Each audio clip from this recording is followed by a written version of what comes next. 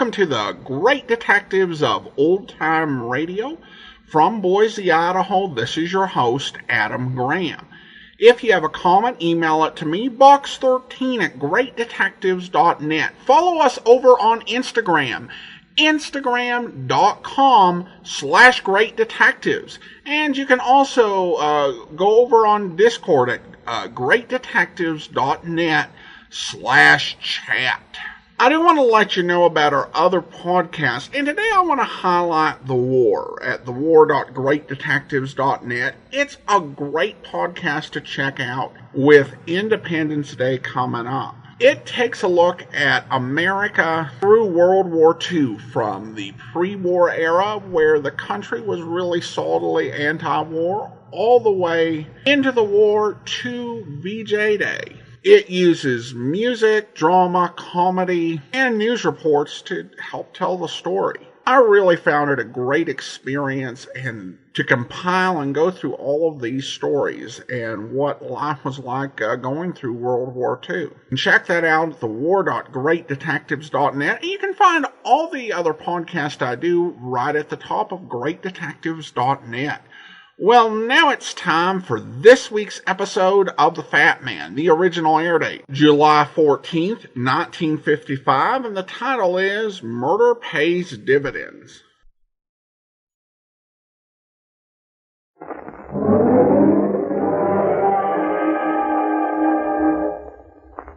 There he goes into that drugstore. He's stepping on the scales. Weight 239 pounds. Fortune, danger. Who is it? The Fat Man.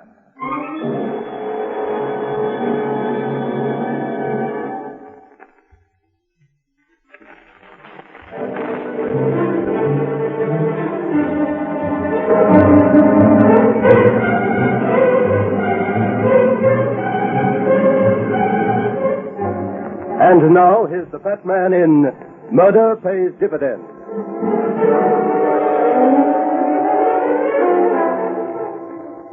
It was a cold, dank, dismal February afternoon that found me driving half-heartedly along a busy Long Island highway. I'd received a curt note that morning from crotchety the old Homer Crane, who had more millions than he had white hairs on his aging head. All the old geezer had said was that he needed me and would pay well.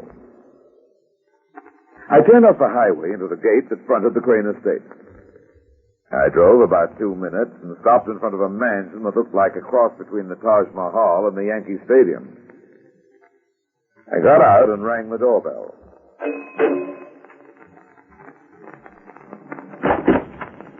Yes? My name's Runyon. I'm Mr. Crane's private secretary. I got this note in the mail this morning. It was signed by your boss. Oh, yes. You're the Fat Man. Come in. Thanks. Come with me, Mr. Runyon. Hey. This is quite a place. Don't touch anything, please. This hall is lined with priceless works of art. Don't get excited, Buster. I'm not looking for samples. Yes? Who is it? It's Fawcett, Mr. Crane. Mr. Runyon is here. Bring him in, Percy. Bring him in. Inside, Mr. Runyon. Good evening. Good evening. You can leave us, Percy. Yes, sir. So you're the Fat Man, eh? You got any muscle underneath all that bulk? I'm not a weightlifter, Mr. Crane, but I can manage to flex a bicep if the occasion comes up. You carry a gun? You wear pants, Mr. Crane? Hmm? What? A detective without a gun is only half dressed, Mr. Crane. Yeah, I like your style. I think we'll get along. Yeah, that all depends. On what? The job you have. All you said in your letter was that you needed me and you'd pay well. Is $500 a week considered good pay in your profession? It'll do. As far as needing is concerned, you wouldn't be here if I didn't. I want protection, Mr. Onion. Good protection. From whom? Anybody and everybody. I'm a wealthy man, and I've made some enemies. Lately, I've had a couple of threats. On paper? No. One of them came by telephone. A voice I didn't recognize. Well, he might have been a former business acquaintance. I'm not sure. At any rate, I didn't like his tone, and I'm taking precautions. Do you like Palm Beach, Mr. Onion? At this time of the year, who doesn't? Yeah. Well, I have a house there, and my wife is waiting for me to join her. I want you to come south with me and spend a few weeks. Sounds pretty good. All you have to do is to sun yourself on the beach and make sure that I stay alive. Does that appeal to you? Hello? Crane? The man who threatened me before. Let me take that. Hello. Who's this? What's your business, mister?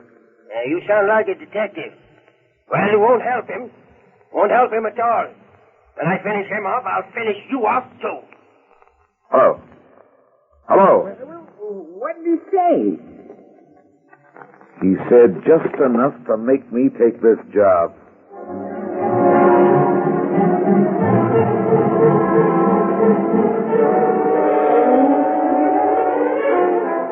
I stayed overnight in Homer Crane's sports model Coliseum. We caught a fast train the next afternoon for Palm Beach. Percy Fawcett came with us, and I could see he was developing a very healthy dislike for me with every passing minute. The old man and I shared a drawing room, with Percy in the compartment next door. I was taking no chances with Homer Crane, and I never let him out of my sight for a second. Where are we now, Percy? Do you know? I believe we've just crossed into Virginia, Mr. Crane. Is Percy acquainted with all your friends, Mr. Crane? Yes. Why? I'd like him to go through this train to see if he recognizes anyone. Through the whole train? Do you think that's necessary? Oh, go on, Percy. Do as he says. He knows his business. Very well. Mr. Crane, tell me some more about this guy, David. I've told you all there is to tell. We did business together a couple of years ago, and I haven't seen him since. Would he have any reason for hating you? Why, no. Not that I can think of. Look, Mr. Crane, if I'm going to help you, I've got to have your cooperation. Now, come clean. Well, I did outsmart him once. Business deal. By how much? Just a couple of million. Peanuts, huh? Yeah, he went into bankruptcy then. I never saw him again. That's all I wanted to know. You'll keep our peepers open for Mr. Davis. There we are, Mr. Crane. Who is it? It's Honey. Is Homer there? Right. It's Honey Crawford. An old friend of mine. Yes. Open the door. Oh, Homer, darling. Hello, honey. Come on in. Oh, Homer, you old thing, you. Why didn't you tell me you were going south? Well, it was rather unexpected, dear. Oh, I want you to meet Mr. Onion. This is Honey Crawford, Mr. Onion. One of the prettiest gals on Broadway. Isn't he simply awful saying things like that? Oh, I'm very glad to know you all. It's a pleasure. I ran into your secretary in the vestibule, Homer. He told me you were here. Oh, darling, I've got so much to tell you. Could you all leave us alone for just a little while, Mr. Runyon? Sorry, lady. Oh, go ahead, Runyon. It's quite all right. You hired me to protect you, Mr. Crane. Let me do it in my own way. Is he protecting you, darling? Oh, well, you know how it is, honey. A man in my position, he sometimes needs a bodyguard. Oh, now, Homer, you don't need a great big man like Mr. Runyon to protect you from poor little me. Go on, Runyon. Don't be silly. Get yourself a drink in the club car. I'll be perfectly all right with honey. Is that an order, Mr. Crane? Yes. We want to be alone. Okay, suit yourself. It's your next. Seems to me you might have a little more respect for your employer, Mr. Runyon. What part of the South do you come from, Miss Crawford? Why, the deep South, of course. That's funny. What is? I had a feeling you could get back to your ancestral home on the Brooklyn subway. I'll be right outside, Mr. Crane, if I'm needed.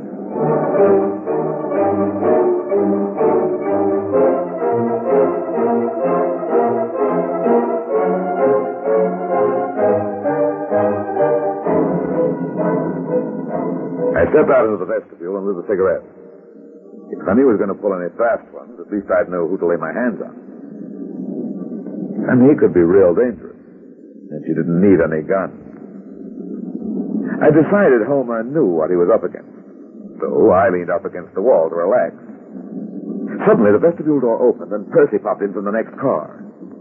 His face was as white as a handkerchief sticking out of his pocket. Mr. Runyon? Yeah? He's inside, in the club car. Who? Davis, the man Mr. Crane was talking about before. Is he alone? Yes, there's no one in there but he and the porter. Wait here. Someone's got to keep an eye on the old man inside. What are you going to do? Introduce myself to Mr. Davis.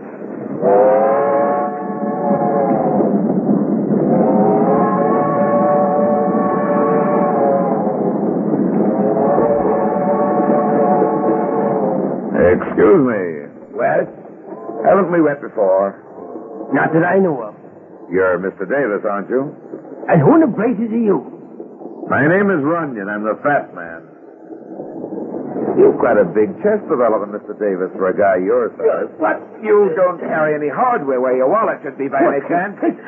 Don't reach for it, Mr. Davis. Hey, my fingers. What are you doing? Like the thing off on my judo. I'll take that gun. Bang. Well, this gun's full up and ready to go to work, huh? Get out of my... Come back here.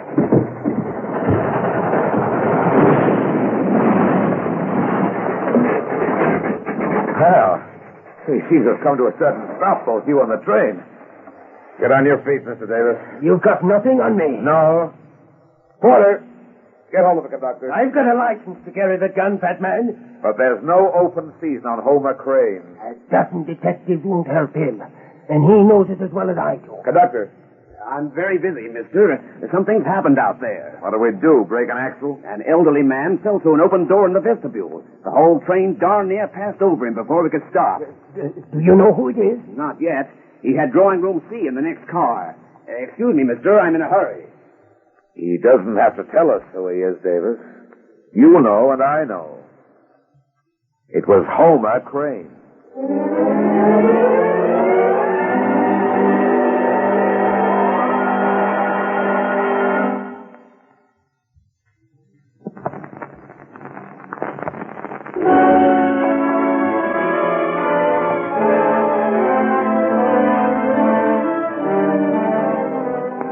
Well, it was Homer, all right. At least what was left of him. It happened near a town called Marston, close to the Virginian border. I stuck around with the inquest and got the verdict I expected. Accidental death. Davis had an alibi because he was with me. In fact, everybody seemed to have an alibi, except the victim. After the inquest, I met Percy in the coroner's office. It was awful, simply awful. Miss Crawford and Mr. Crane came out of the drawing room and separated. He said he was going into the diner, and he told me to wait inside. That's what you told the coroner. It was the truth. Then why keep repeating it all the time? Who are you trying to convince? Now, look here, Mr. Runyon, Skip it. Percy, you didn't tell Mr. Crane that Davis was on the train. Why, He'd never have moved out of that drawing room if you had. I didn't want to worry him. I thought you were taking care of David. Your excuses are pretty weak, Percy. Maybe you can do a little better with train schedules. Train schedule? Yeah. You and I are continuing to Palm Beach. For one thing, we've got to break the news to his wife. And Percy, let's make sure we never pass any open vestibule doors.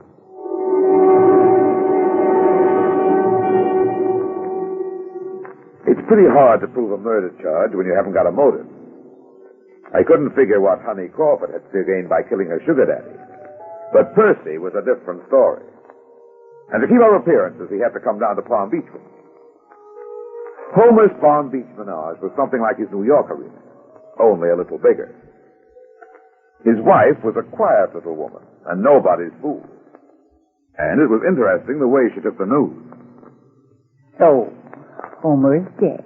You'd better wire that Virginia coroner about the disposal of the body, Mrs. Crane. I'll take care of it. If you don't mind my saying so, you're not very unhappy about the incident. I feel sorry for Homer, that's all. Lately, we've been drawn apart. I don't know why. Perhaps he was always too interested in making money. But I just can't be a hypocrite about it. I've lost a friend, but not a husband. Do you know a man named Davis? David? Yes, it seems to me that name is familiar, Mr. Runyon. He was on the train before it happened. What about him? Nothing. I just wanted to see if it rang any bells. Mr. Runyon, I'm sorry my husband didn't take your advice and stay close to you on that train. But I appreciate what you tried to do for him. I was well paid for it. Yes. Homer was always generous to his employees. Including Percy. Of course. Why do you ask? More bells. This time they're ringing for me. I suppose you want to return to New York as soon as possible. I'm in no hurry. You're welcome to my hospitality for as long as you'd like to stay. Thanks. The beach for half a mile on either side of the house is private. If you're a good swimmer... I don't swim, but I'll use your beach for the next few hours. Find out how the seagulls are doing. Watch the tide, Mr. Runyon. It comes in rather fast at this time of the day. And if you're not a very good swimmer, you... Tides aren't the only things to watch that's tricky, Mrs. Crane.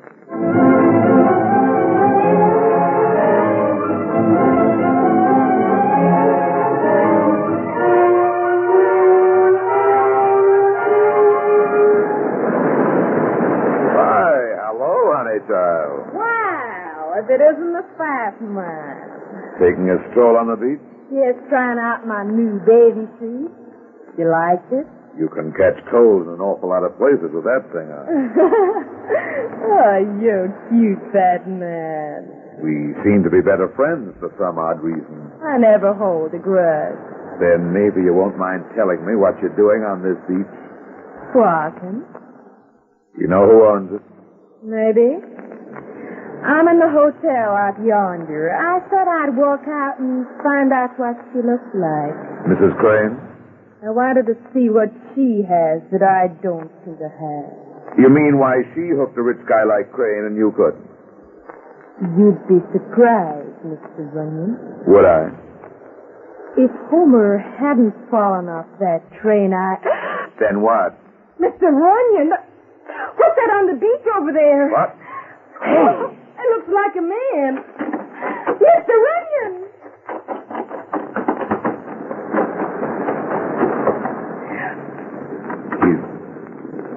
He's dead. Oh, no. Like he's been dead for hours. Tide washed me up on the beach. You know who he is? Yeah. His name is Davis.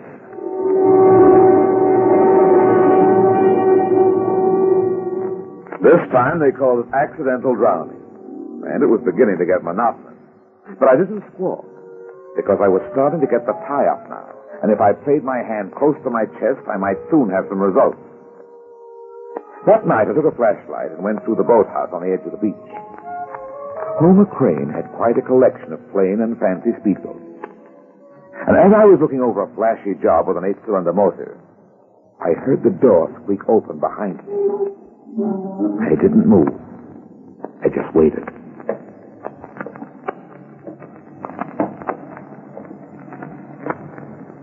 Stand where you are. I'm standing. There's a light switch on the wall to your left. Snap it. Runyon! Hello, Percy. What are you doing in here? Waiting for the Queen Elizabeth. Don't be funny. Better point that gun the other way, Percy. It might go off. I demand to know what you're doing in this boathouse. Well, maybe we're both here for the same reason. I don't like you, Fat Man, and I never have. You're not number one on the hit parade with me either. I think it's time you packed your things and went back to where you belong. Do you like speedboats, Percy? What? I said... Who's in there? Good evening, Mrs. Crane. Percy, what are you doing with that gun? He's pointing it at me at the moment, and I'm beginning to get bored with the idea. Put that gun away, please. Well, that's a good boy, Percy. I don't understand what this is all about, but I don't like it. Haven't we had enough trouble already? I'm sorry, Mrs. Crane. He was snooping around, and I thought he was a thief. Huh. Have you ever tried to get rid of a hot motorboat? He's full of clever remarks, but he hasn't explained anything. Please leave us alone. But Mrs. Crane... I have nothing to worry about from Mr. Runyon. Suit yourself, Mrs. Crane. Did you find what you were looking for, Mr. Runyon? No, not yet. May I ask what it was? I'm looking for a murderer, Mrs. Crane. A murderer? Yes, I'm looking for the person who killed your husband, and Davis. You're joking, Mr. Runyon. No, I'm real serious. But my husband and Davis... I know. Accidental death. Well, I won't buy that theory, Mrs. Crane. What did you expect to find in here? I was curious to know when that speedboat was last used. It was used early this afternoon. Yeah. Who used it? Percy Fawcett. That's interesting. What for? A friend of mine, a neighbor on that island offshore, wanted to borrow it. Percy took it over to her. And she used it. I imagine so. Let's check on that, Mrs. Crane. It looks like about a 10-minute run from here. Just about. The boat's safe, isn't it? Perfect. Will you run it? Yes. Fine, let's go.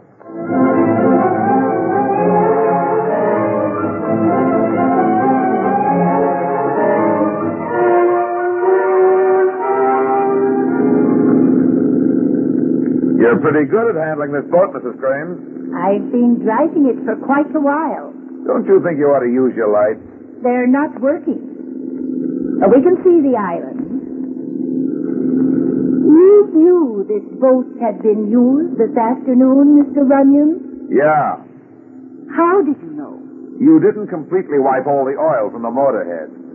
I didn't? You heard me. Just what do you mean? You used this boat today, Mrs. Crane, not Percy. And you used it before Percy and I even arrived in Palm Beach. Did I? You used it to get Davis into deep water, where he could quietly drown when you pushed him overboard. Pushing people out of things seems to be your one interest in life. I have another interest, Mr. Runyon. Really? To protect myself. You ought to practice more. The job you did on Homer was pretty good, but you messed it up with Davis. You're out of your mind, Mr. Runyon. The last time I saw Davis was in Virginia. But he had plenty of time to get down to Palm Beach and have himself killed hours before I even arrived. Not a bad accomplishment, you must admit.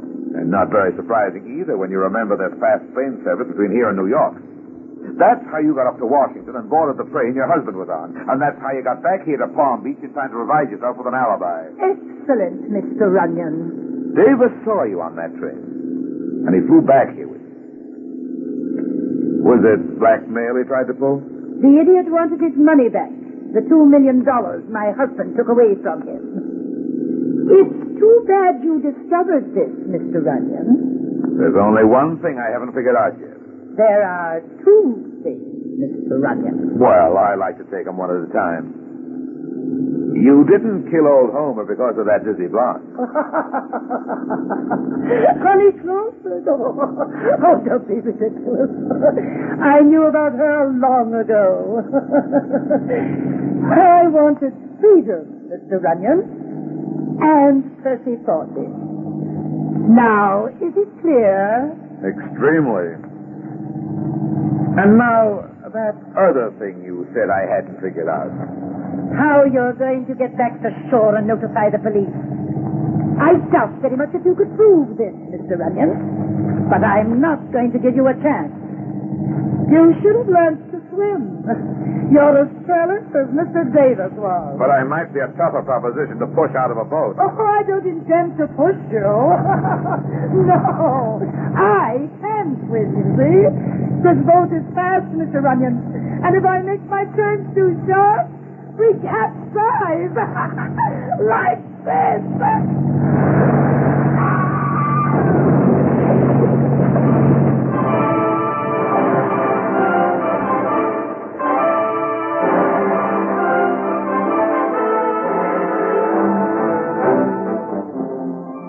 You all right over there? What's happened? We just went for a moonlight dip. She'll be okay in a minute. She only fainted.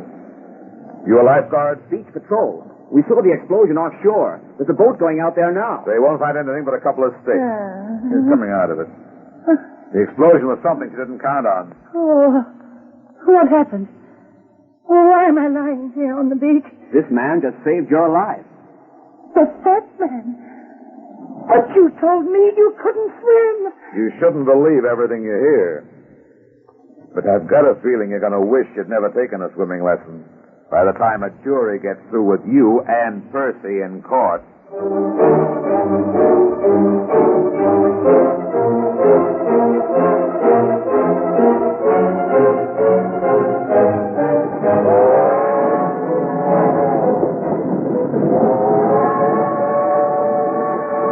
Palm Beach to New York, lower 5. Right. And I got up at 6, Mr. Runyon. Well, honey child. Glad to see me. It's always nice to see someone who's easy on the eyes. Oh, you're so awful cute, fat man. Oh, conductor, is there a diner on this car? Yes, sir. The second car forward. Hungry, honey? How would you like a dozen oysters, followed by roast beef rare right in the bone? Mashed potatoes, gravy, and huckleberry pie a la mode. Oh, my goodness. Well, you've got an invitation, baby. Providing you come out of the deep south and be yourself. Okay, brother.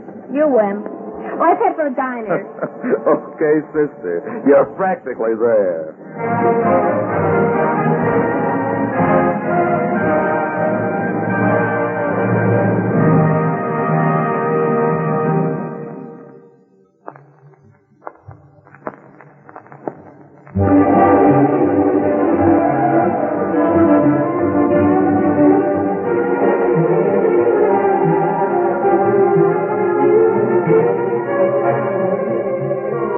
Well, that's that. It seems I spend my life in getting into trouble and getting out of it. But at the same time, I generally manage to get some other people in and out of trouble, too. Be seeing you again. So long.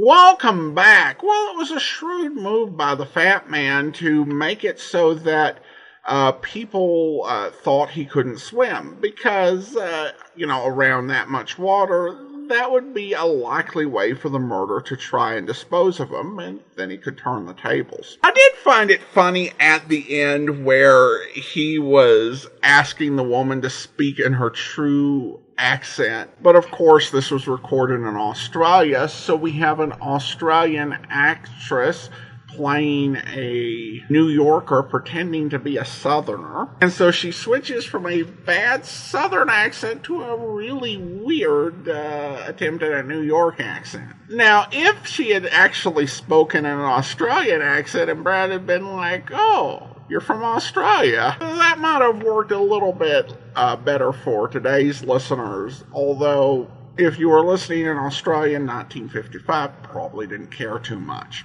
All right, I do want to go ahead and thank our Patreon supporter of the day. Thank you to Daniel, Patreon supporter since March of 2020, currently supporting us at the Show Us level of $4 or more per month. Thank you so much for your support. And that'll do it for today. A reminder, if you are listening to this podcast through YouTube, be sure to like the video, subscribe to the channel, and mark the notification box so you get notified whenever a new video is posted. But join us back here tomorrow for The Man Called X, and next Tuesday we'll be back with another episode of The Fat Man. In the meantime, send your comments to box13@greatdetectives.net.